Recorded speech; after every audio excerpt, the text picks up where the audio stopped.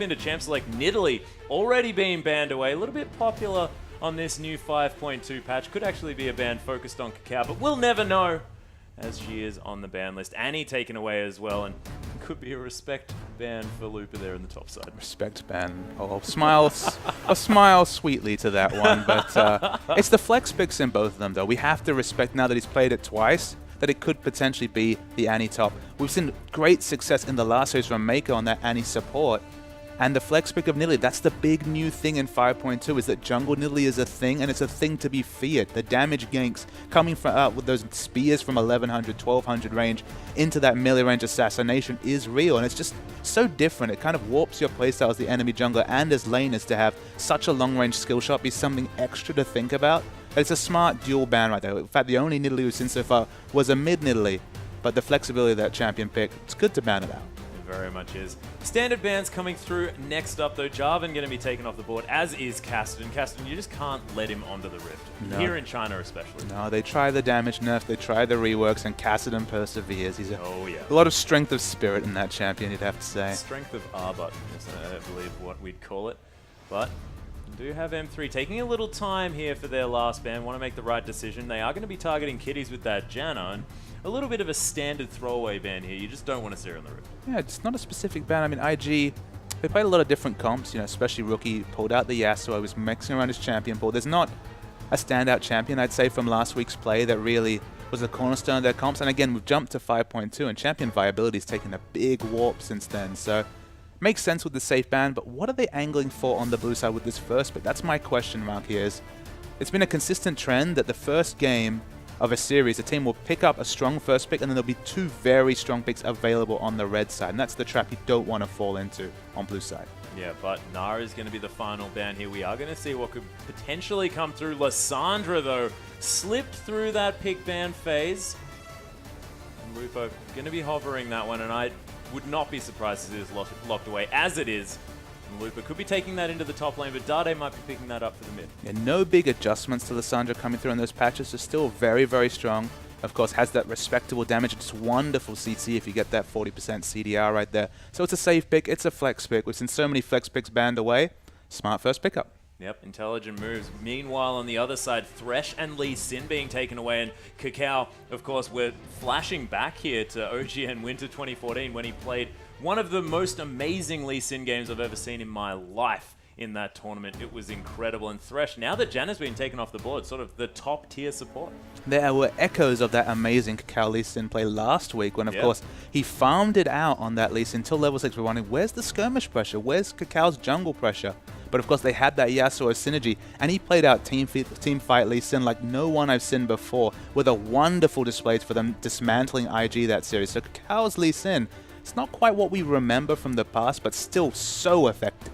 Yeah, very, very strong. Able to get those Dragon Rage kicks across the whole team, and now IG looking to sort of finalize their comp here a little bit, maybe leave that mid lane available for Rookie to counterpick, and Kid, he's looking at a Corki, and this could open up Rookie for a potential AD assassin there in the mid lane. It will. I mean, you see the Vias picked up by Dreams on the M3 side, their new jungler here. You kind of have to go for that escape AD carry. It's kind of a blocker pick for Kalista, which we actually saw Kalista bans in the last series and first pick Kalistas, so it makes sense to open up a blocker pick. You don't really... There's been a lot of respect shown to those Kalista picks right there, so I do like it there. Pokemon is going to pick up that Maokai, but Lupa, of all people in the LPL, does have a counter pick ready for this. We could see the Singed come out here, but they could just stick with the Lissandra top, of course. Yeah, of course, Dade does have the option of taking that Lissandra into the mid lane, but Azir is being looked at, and Dade has been favoring that champion regardless of mixed success on the Birdman. Candy looking at a Sivir as well, so we might have a Kalista-less game. We might actually see Kalista fall through, which would be a surprise, like you say. Yeah. With the Lissandra locked in, it's not really a Dade champion, so it makes sense to pick up the Azir. Actually, Azir, I would say, has been his strongest performing champion so far. And if they're going to stick with that and just have kind of the even wave-clearing matchup in the top lane, so be it.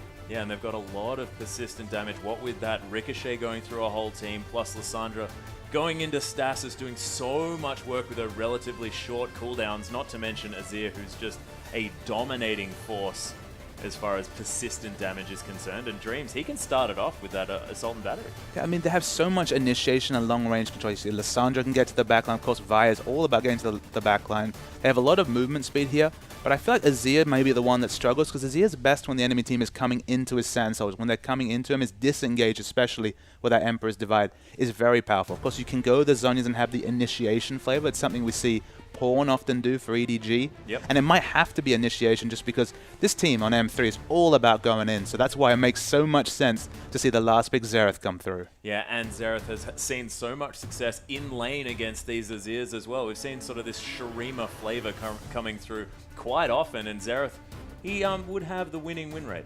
Absolutely. I mean, the long range there from Xerath just denies a lot of what Azir's about. Azir's about denying those short to mid-lane ranged carries from being able to just pick up farm, just because he can poke you off so well from surprisingly long range. A bit like old Orianna on release when she had just so much area of denial. Azir's the same, but Xerath has so much range. He can farm so safely when he picks up that AP that he just splits that lane, and in the late game, range is king. In the late game, being able to be so safe behind the tanky Pokemon, behind the Thresh box. Probably going to be a disengaged Lee Sin flavor out of Cacao this time, because we don't have the obvious Yasuo ult synergy right there.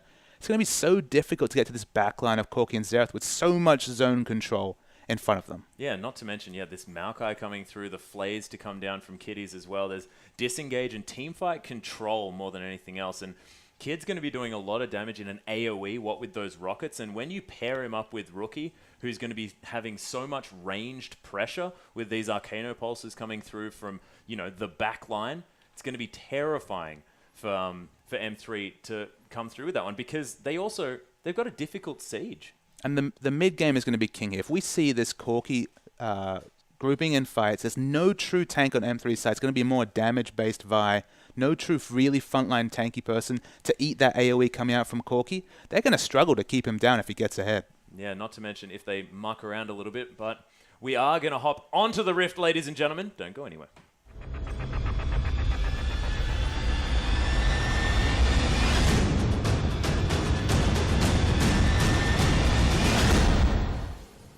And here we are with M3 taking on IG for Game 1 here in the LPL for Week 5. And M3 going to be on our blue side, and our red side going to be taken up by Invictus Gaming. And we'll see whether there's any funny business. But at the moment, looks like just a defensive fan for both of our teams. For once in these games, there's no real team that's kind of priced in to look for a lane. So we've got very even matchups across the board right here. Corki would prefer to dodge Sivir, but is actually very good in lane against that Sivir with the ability to use that spell shield against a lot of her abilities right there. So it's very even in the bot lane. Yeah, Candy going to have double spell shields there in that bot side with that black shield available from Love CD as well. So Phosphorus Bomb going to have to do a little bit more work getting through to damage this Sivir. But as you mentioned, I mean, both similar range there on the bottom side, and with Kid putting a lot of damage into that Phosphorus Bomb as far as trade potential, it is quite difficult here against the Sivir, but lower cooldown than that spell shield. Yeah, Corki is really strong at level 1 here just because his poke. Obviously there's no spell shield available at level 1, so you can get the poke, you can get the trades in. But once the wave clear comes up for Candy, it's so difficult for Kid to balance harass with wave clear. If he gets really wave clear and has to use his mana on clearing with the Phosphorus Bomb right there, that's kind of where Sivir wins, is that if she can really position aggressively, get the autos in, and then spell shield the Phosphorus Bomb, her trading is just so much more advantageous compared to the Corkis. Oh yeah, and I am going to skip ahead just a little bit here towards that Baron, because we do have a change coming through in 5.2. Baron doing far less damage, and I think that's very relevant in sort of this Baron-focused meta of the LPL. I mean, it's a big factor for M3 right here, because they don't have the tanky stats to eat up the old Baron, like you say right there. If they're able to take the Baron freer with so many damage threats, of course, doing very relevant damage to those neutrals here is Dreams. That could be a big factor as we skip into the game, but still 18 minutes to the Baron spawn. It's going to be a much bigger factor later on. Yeah, it's going to be a while. You, of course, can't take that until it spawns onto the Rift, ladies and gentlemen, as Invictus Gaming getting pushed in here early on, as is wont to happen by Candy on this Sivir, with access to, of course, that W ability, that Ricochet. Pokemon taking a bit of harass here from Lupa. It's just a standard wave clear in the top lane right here. It's double AP, so Pokemon will be able to itemize very quickly. Candy going to go down for first blood, and that's a 2v2 that Invictus Gaming dominate. He just don't often see a straight 2v2 kill come out there, but Kids Corki, we didn't even speak about it in Champions Select, has been the cornerstone of so many IG victories so far this season. And for them to pick up a 2v2 kill on Candy, it's going to be difficult for Sivir in this lane. And we haven't spoken about Candy either. Of course, favors that Tristana, and she's been completely reworked now. Maybe a little bit less comfortable on the Sivir, but, you know, she's a priority pick. She's a pick that everyone knows how to play, as Rookie gets a lot of harass from Dade, and the bottom side of the map going fantastically for Invictus Gaming, but in mid lane, looking like Dade's managing to push back here against Rookie. And going definitely very standard in the mid lane. In top, I kind of worry for M3 right here, just because it's double AP against a Maokai who can itemize very well against the threats right here, and Sivir always struggles to bust a big tank. Even if he opts into a bit of health, focuses on magic resist, going to be super effective this Maokai unless he's targeted out repeatedly from Dreams. Yeah, we'll see whether that is going to be the focus. We don't quite know where Dreams is going to be heading on this map. Of course, that Vault Breaker, fantastic early on for a lot of extra damage, plus that mini knock-up for some CC. But we'll see what he does decide to do. He might want to power farm towards that level 6 mark. He has picked up that Trailblazer. It is Lupa on the Lissandra top, so she does have a lot of gap close and CC, so the damage ganks from Vi, even pre-6, might be really effective because there is the lockdown coming out from the lane. So there is potential for those top ganks, but you can fall into a trap when you're playing Vi of power farming to 6 and just not paying attention to your lanes, and they can't allow Maokai to get big. Not to mention, if Dreams comes down to that bottom side, he could come through with that black shield and ignore all of the CC from Kitties as he makes his way towards Kid. And unless he lands a really nice phosphorus bomb to really get rid of that shield, things could be quite difficult down there. But we'll see what decision he does want to make and what response Cacao is going to have, because of course he's on Lee Sin, an early pressure jungler, and we've seen him sort of want to stay back, farm up his items, and then really get going towards the mid-game. And look, he's been making it work, and that's why I'll credit Cacao, is that I'm so used to seeing the massive pressure from Lee Sin level 3, level 4. That's always the order of the game, and he's been so much more measured with his Lee Sin builds. He's been really focusing on that earlier warrior enchantment before he picks up the Sightstone, and what that says to me is that he's looking to duel in the mid game. So maybe he just wants to farm up that big damage power spike. Lee Sin scales so well with the Brutalizer that the warrior builds out of right there for early damage and accentuate those early trades. They won't have the same vision control in the enemy jungle, but still will be very, very strong in duels that will be Cacao. Oh yeah. But in the meantime, looking at the mid lane, it's not a similar situation here. This is doing fantastically well. Actually a head-on farm as the wave gets pushed in towards Rookie. Looking great here for Dade, and he may have actually had a long, hard look at himself, because Thing sort of hasn't been able to bring M3 to the fore like he would have otherwise wanted to, being this star player coming onto the side. I mean, the mindset for Dade is always something we wonder about, just what he's looking to achieve on this team. He's such a great mid laner. He consistently throughout 2014 really performed, but he struggled in his LPL debut. Is that communication? Is that the meta not favoring him? I guess we'll find out over the course of 44 games, but the only thing that really stands out in the first 14 or so is that he's just struggling in the mid lane. He is a little bit, but we'll see whether he's going to turn it around for this one. Kid is going to head back to base now, has 50 CS, and of course that first blood gold. You could imagine potential Phage, and maybe even that Sheen already completed based on how much gold he has. Doesn't quite have enough, but he's actually deciding to hang around as that lane gets shoved in. Yeah, Sivir obviously has the ability to shove in those ways very early. Used all his mana here as Candy, so we'll back away. Corki probably wants to shop and get that really big burst of power. It's usually the Phage and the Sheen that are completed first, because then you have so much trading. You can orb walk with the Phage movement speed, get that extra phosphorus bomb in, the big burst of damage coming in is usually the ideal. But I mean, back timings are pretty static. You have to take the back when you have the chance and when the minions break appropriately. Yeah, and with a little bit of an awkward gold situation, I really like that he decides to finish off that Sheen so that he can continue dominating that lane and really put the pressure down, because that Sheen just allows you to follow up your phosphorus bomb with so much extra burst damage in these trades, and Candy will probably prefer to be attacking more consistently on the Sivir. And you might do a double take and say, all right, but Sivir can spell shield the phosphorus bomb, so why go for the Sheen? But you have to remember, close to level 6 right here has such a short spammable cooldown on that rocket that you will still get the relevant Phage procs off. And if you can force the Sivir to Spell Shield or Rocket, that's when you can confirm that Phosphorus Bomb damage. So you just have more options when you pick up the Sheen first on Corki. Oh, Kitties. Going for the hook, but Candy with swift fingers on that Spell Shield able to block that one away, but it is going to be on cooldown for the next 20 or so seconds. And IG have an opportunity to go in. Dreams made his way around the side, does have level 6, that Assault and Battery is available. But, of course, Rookie playing back very far, more than happy just to farm from range. And he's only a couple of CS behind, but it's going better in a lane that he chose for himself. Yeah, we're watching the waves break right here. Of course, Vi is looking for that Assault and Battery target. Her big power spike in terms of ganking has come in. In bottom lane, actually, Kid's taking a lot of damage. Right? He has to be careful.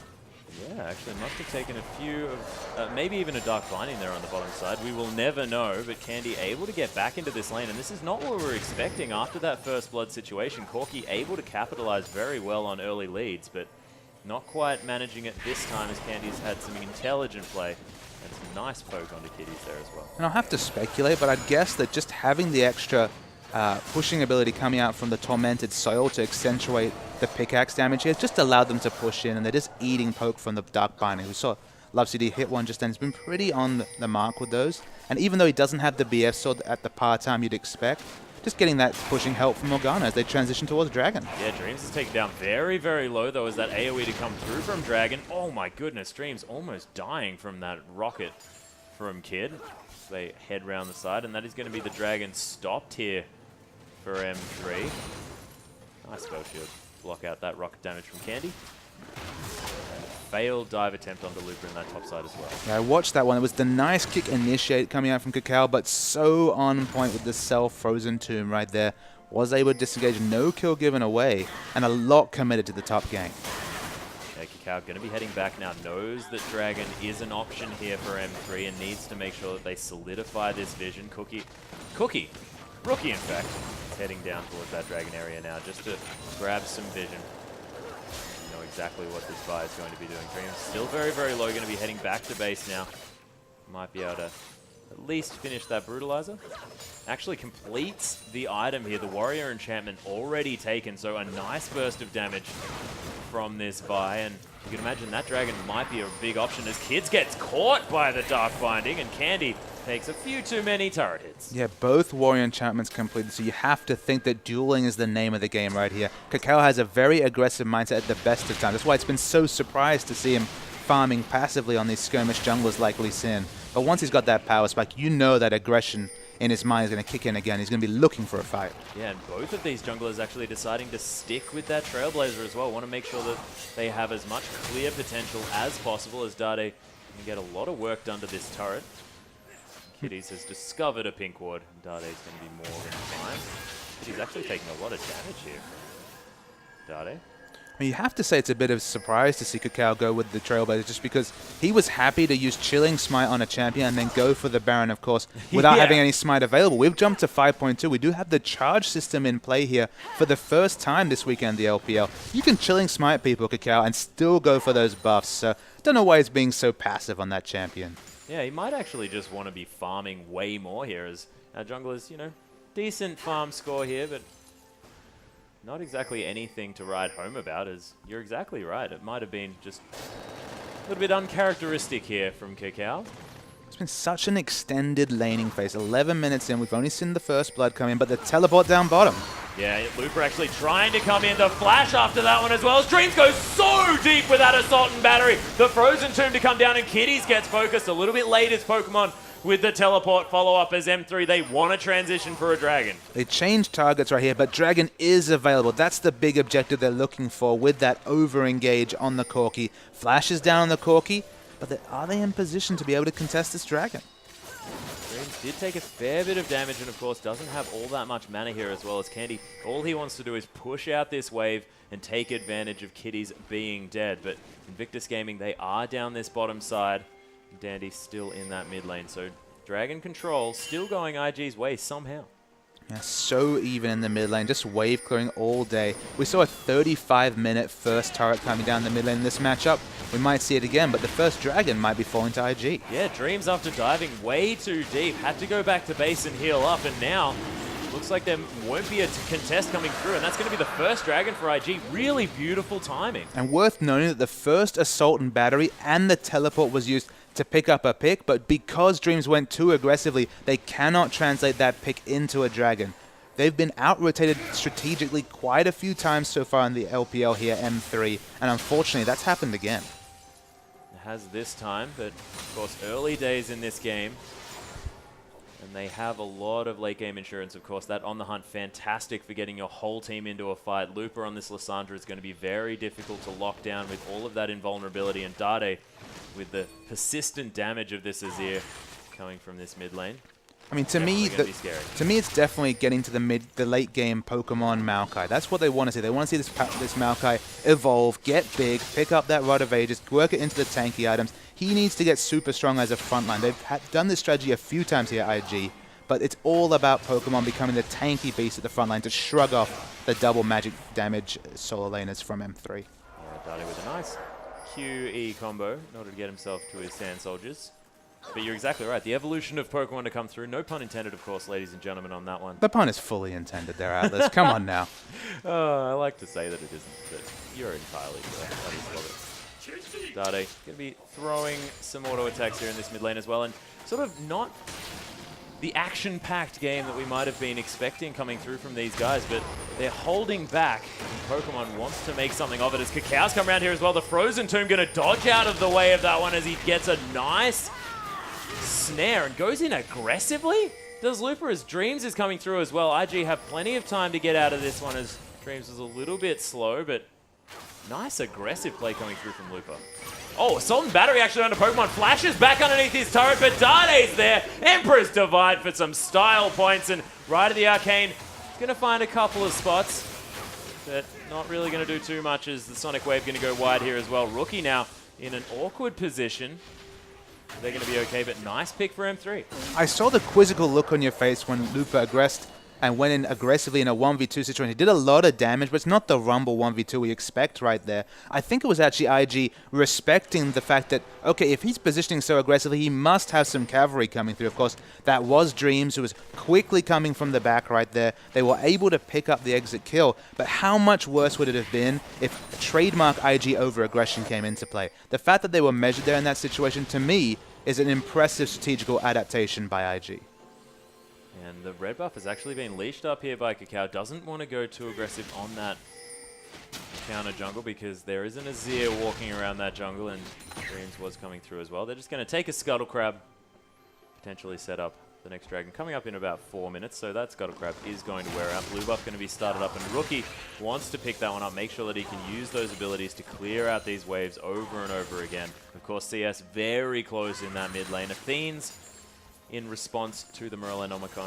So wanting to have a little bit more magic resist is Dade. And worth knowing that, of course, moving to 5.2, Athene's relatively buffed compared to the Morellonomicon nerfs. And Kakao face checks Dade, takes a nice load of damage for his troubles. Yeah, he does. Hasn't built up any of that resistance just yet as Rookie. Going to get a lot of harass down onto Dade. Arcane Impulse going to go wide, but has shown that with that Morellonomicon, this Xerath is doing some work. And Pokemon's build also betrays IG's playstyle this game. They're looking to passively farm it out till that Rod of Ages finishes stacking, until he picks up a magic resist item, maybe even 2 magic resistance items here. Goes in on Candy. If they can blow up that target, the amount of magic resist you'd have there would be massive and they could win a fight. But again, they're setting up Pokemon for being the really big factor late in this game. Yeah, Looper actually wants to protect this ward as he actually uses his ultimate here onto Pokemon. Pokemon are very tanky, man, with that Catalyst and Double Dorans, but may actually have to get out of this one as Looper is putting the pressure on. Misses the last Q there. The flash into the snare, and the final Q for the solo kill, and Pokemon not respecting the Lissandra damage. Looper is turning it on this game, turning around an aggressive dive before to allow that Vi to pick up a kill, then playing very smart in the trade right there, had the flash up, knew that Pokemon didn't, and picked up the exit kill. And this might be the new M3 strategy. Ban away the Gnar, and then Looper doesn't have to pick silly picks into it. And he can just play things like Lissandra that he can obviously just outplay his opponents on. And we've been waiting so long for Looper, just like Dade, who we mentioned earlier. But Looper is another person. He's a former world, I mean, he's the current reigning world champion top laner. Okay, he had a wonderful team at his side, but Looper is a very good top laner on his own. In fact, at Worlds, we were so surprised to see the Akali come at him, for him to show extra parts of his champion pool and integrate that so well into the team playstyle. He's tried that again this season. The Annie hasn't worked. Bringing back the Kennen hasn't worked. But going back onto a more standard meta pick, you see some flashes of just why Looper is a very respected top laner. And now he has that 40% CDR here as well, so has those Lucidity boots built up on top of that Morellonomicon. Pokemon's passive not going to be doing as much work once he's at that low health bar. And 1, 0, and 2 now for this Lissandra, ahead by about 20 CS as he heads back into this lane. Sapling going to clear it out here for Pokemon as well, but Pokemon's probably not too worried about being 0-2 at this stage. He just wants to scale through into that late game and become that tanky Maokai that he loves to be. Still going to be a very delayed Rod of Ages coming out. He had to go back, pick up some magic resist. Still 200 gold away from that. It's going to be a 20-minute Rod of Ages, you'd have to say. He'll be happy that Cacal's picked up basically a snowball Aegis right here. The extra 20 magic resist against double AP will be very important, and Sivir takes the turret in bottom lane. Yeah, a bit of a trade there on the bottom side of the map as the bottom turret went down in favor of Invictus Gaming just before.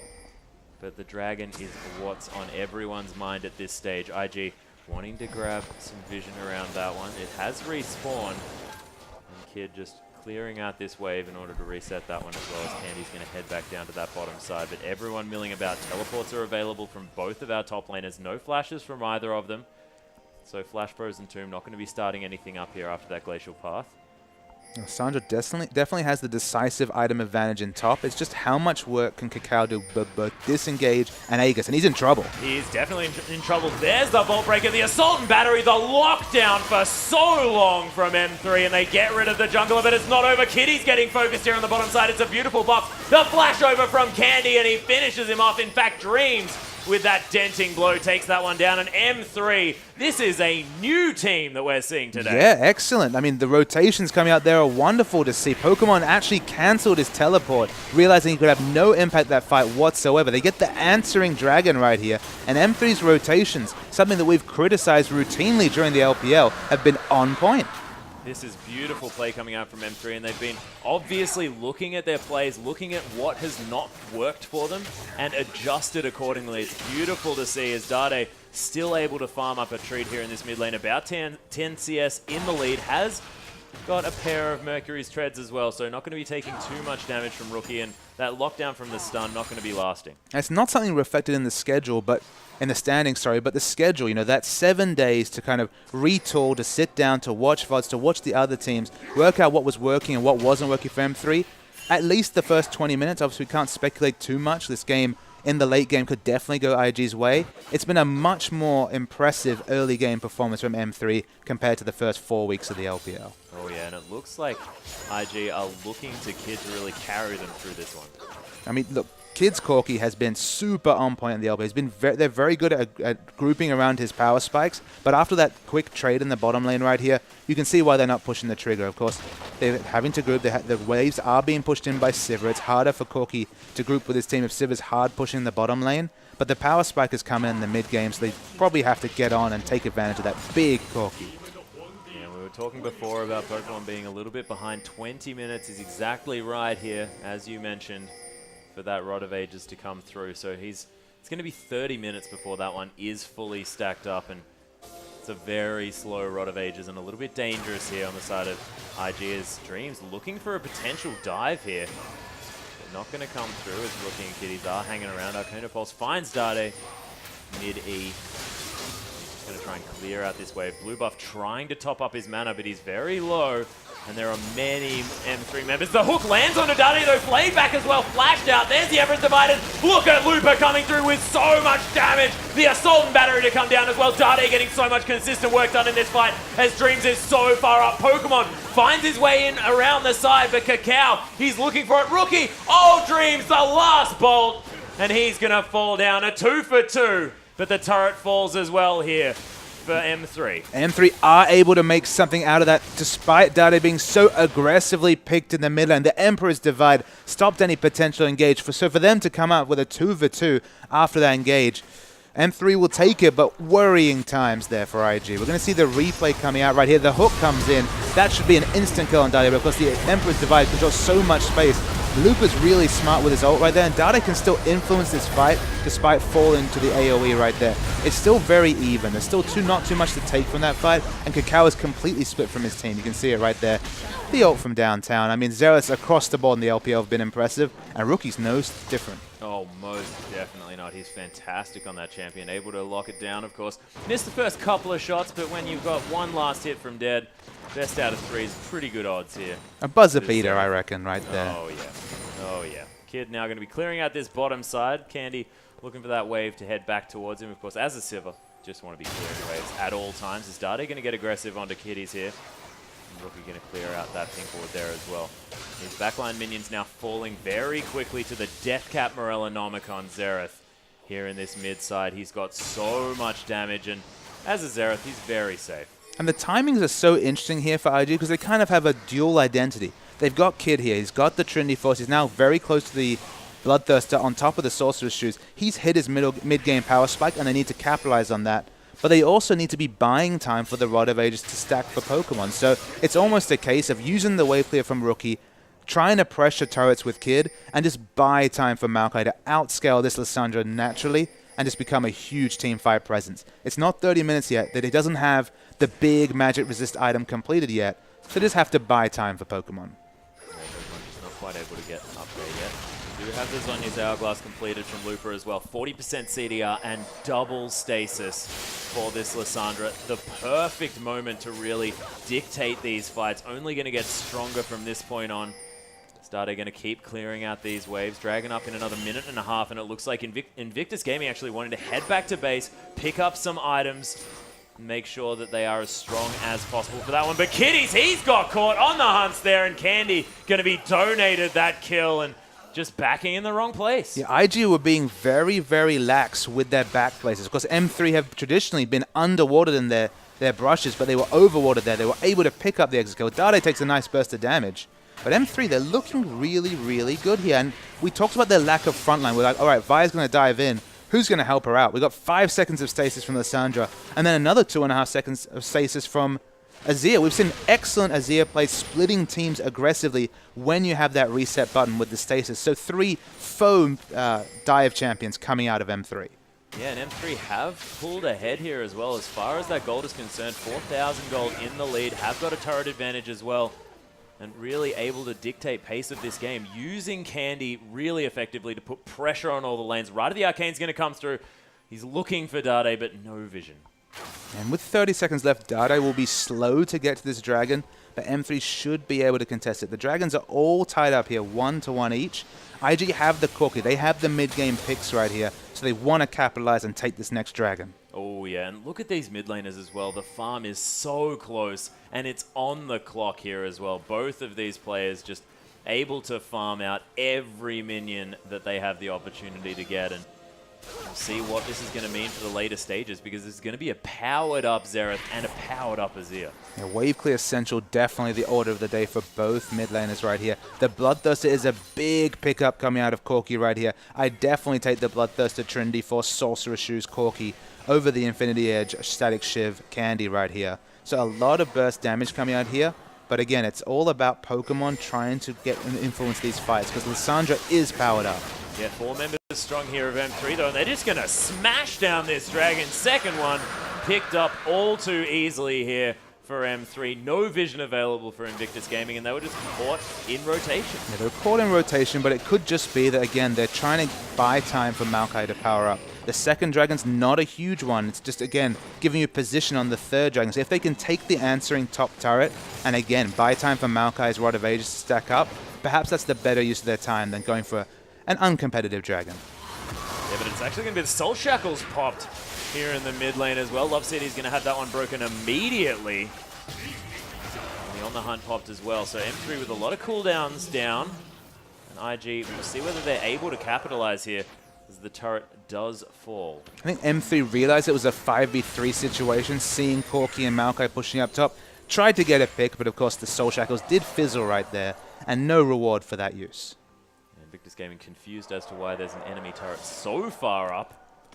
Going to wander around and check out this Baron, and it looks like that's going to be the decision here for Invictus Gaming, noticing that everyone on M3 is back, and look at this 5.2 Baron just melt in the hands of Invictus Gaming. And M3, they had no idea. They're not used to the Baron being this weak at this stage, and that was an easy Baron for Invictus Gaming. IG have always been an innovation-heavy team. They've always been trying to push the advantages of new patches, and they've caught on to the balance change you mentioned at the start of this broadcast to a T right there. You would never expect a team to even attempt a Baron in that situation. 5 members alive, could have potentially been wards around the pit. They rush it down and take it easily. Yeah, and this Baron just not the same as it used to be, and Invictus Gaming take it so handily and so quickly that there was no time for M3 to react. Dark Binding does land onto Cacao here, but he's not going to be too worried about that one. Now has a Giant's Belt and that Locket of the Iron Solari here as well. Very important item for Invictus Gaming when there is all of this consistent magic damage coming through from M3. But you buy yourself important minutes to power up. You have so many minutes of power with this Baron buff, with all the minions being empowered right here, that you buy time for Maokai again to get big. You can group with the Corki power spike, but you can't initiate on this Baroned up IG. You see Dreams thinking about going in. It's a fair Vi right here, but has to back away. Yeah, and Dade actually getting aggressed on, and Lovesy just gets destroyed as Rookie takes her out on the backside. And my goodness, the Soul Shackles went off. Love City tried to make something happen, but just wasn't able to. As Kid, he's going to tear through this turret with that Trinity Force. And a pick means so much when you have the Baron buff, because of course the minions push so much harder. Outnumbered against the Baron buff. They might lose a second mid turret here. It lasted 28 minutes, but this second one's going to go right down. Yeah, and they make the power play at the 29-minute mark. Pokemon just about to have that Rod of Ages completely stacked. That Spirit Visage almost completed here as well, and this Maokai's getting to his Immortal stage. Yeah, exactly. Once you see that Spirit Visage come through, the Immortal stage will begin. And it's going to be the flavor of outscaling coming through from M3, you have to say. It's very competitive between the AD carries, but a bursty top laner like Lupa just will not have the same teamfight impact, barring getting really on top of Vision and getting a really important pick. Yeah, and it's becoming less important that Candies hit these item power spikes. Of course, this 3-item spike, fantastic for Sivir, but he just can't do anything against the range of Rookie, who's just focusing him down. And when you've got one spell shield, yeah, it's great, but when you've got multiple spells hitting you from massive range, and he's got huge items here, as we see the damage from that ultimate to come through as he finds Lupa with a couple of them. I mean, the issue is, just so difficult. And they've got a dive comp. That's what we come back to. They got a dive comp against a Maokai can always deal with those 500 range AD carries and so much AoE magic damage coming out. So, I mean, Sivir's really not set up to succeed in this situation. She's kind of caught in the middle, and can on the hunt will be important for the divers to reach their targets, but her damage in a fight, I'm going to be very surprised to see her as one of the highest damage dealers in her team, because she's going to super struggle with the 500 range. And could it be a little bit disappointing, just the kill distribution coming through from M3 here? Dreams picking up 4 out of the 8 kills for his team, and on a jungler, you don't really want to have that level of resources, do you? And well, it's a very dive-heavy champion. In another game, it would be big for them, but they just, with an AD carry that can't get to the backline, it's a big problem, as you say. Oh, Dreams actually gets caught with the hook. That was beautiful from IG. They take him down immediately here as Candy getting rocketed from the backside. On the hunt has been popped. The flash hook to come through from Kitties, but the Dark Binding in response from Love CD was beautiful, and Invictus Gaming just traveling around this map and pressuring everything. The predictive hook from Kitties was massive right there, and all Chinese bottom lane completely on point in terms of communication right there. They rotate to the mid lane. Dade has to be careful. He certainly does, as this inner turret, it's already fallen down. Of course, Dade can make a Sun turret if he wants to try and prolong this, but Invictus Gaming utilizing this Baron to great effect. Has now worn off, and we'll see whether M3 are going to be a little bit more careful as far as leaving that Baron up than they were prior. And the Spirit Visage is completed right here, sitting on 800 gold, so the Warden's Mail is completed as well. This Maokai is definitely fully powered up at this point. It's only gravy on top right here, as he's got all the meat of his items. Oh yeah, that Frozen Heart going to be coming through very soon as well. Wants to get as much cooldown reduction as possible so he can twistedly advance onto everyone. M3 now sort of relegated to their own jungle. Look at the warding, so aggressive from Invictus Gaming. Does leave M3 a little bit invisible on this map at this stage, as the Dragon going to be coming up in 7 seconds. And Invictus Gaming, you have to think, want to pressure for this one. M3 are very aggressively positioned right here. They still want to compete. There isn't a big gold lead between these two teams. Their Baron buff is faded. If they get the perfect pick, maybe they can win a fight. What's actually going to be the ultimate pop from Rookie, just to try and get some preliminary damage down, but M3 going to dodge out of all of them as Vault Breaker's being charged here by Dreams. And Invictus Gaming setting themselves up to put down this siege. Look at the poke damage that they have coming through, the rockets, the Arcano pulses to come through as well, but Dade able to take control of an area very effectively, especially with Candy as well. These boomerang blades coming across, but the Dragon has been started here. Invictus Gaming are hanging around the side. Looper coming from the backside, flashes forward as well, looks for the Frozen Tomb.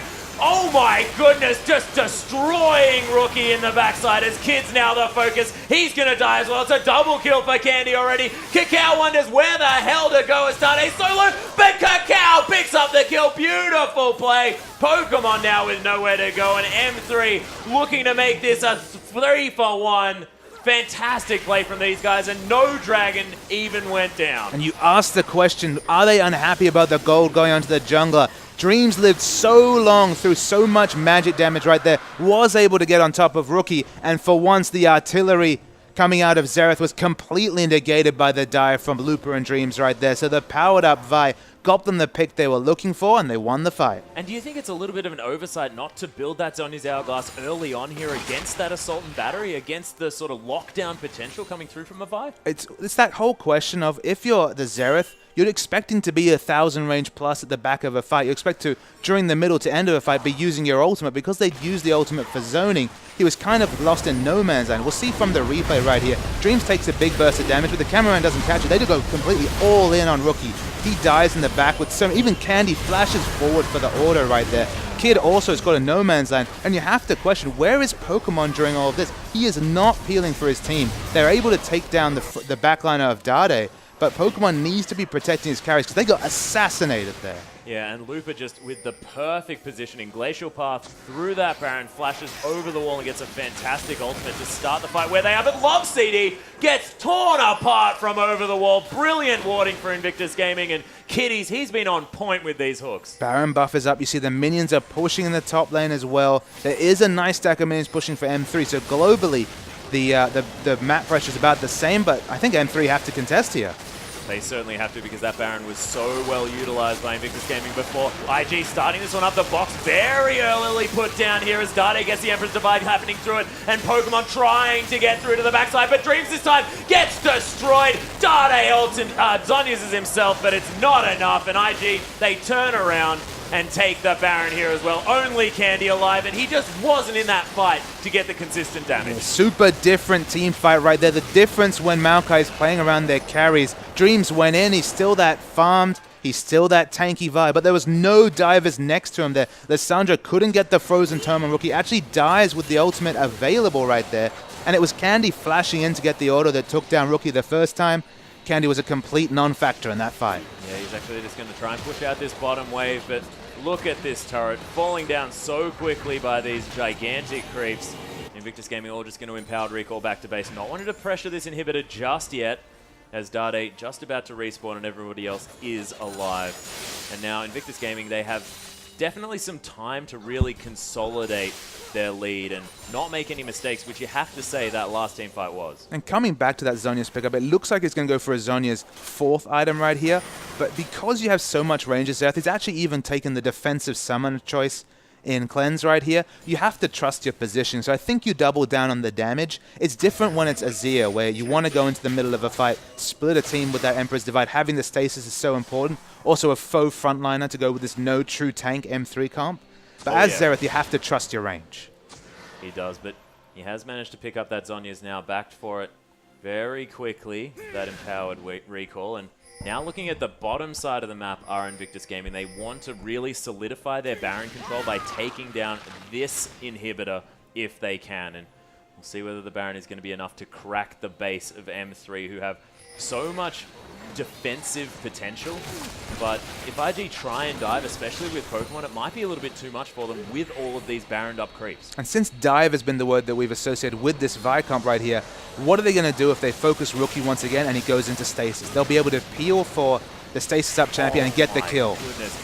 Triple siege minions here for Invictus Gaming. There's Ride of the Arcane to come through. Doesn't land many, but he's zoning everyone as these inhibitors are falling down. Dreams gets caught up by Kitties, but not going to go aggressive because all they want are these objectives, and Invictus Gaming playing this late game beautifully. And Dream's options are so limited for Engage right here. We already saw what happened when he tried to ultimate a Valkyrie and Corki in the bottom lane, overextended and died. Rookie has been his target in every fight, but the stasis negates that Vi ultimate, and suddenly M3's team comp, it just does nothing compared to this Baroned up IG. Certainly seems to be dissolving at this stage. There's another couple of greats. They're starting this fight. Luca flashing into that Frozen Tomb. Empress Divide not going to do too much there in the front line as Dade just going to Zhonya's himself up. Lupa already dead though. Candy gets Mikhail's, tries to get out of here as Ranyon's being used by Dreams, but M3 started off the fight and didn't manage to get anything. Yeah, M3 used their flash Frozen Tomb, not respecting the Mikhails that Kitties already has,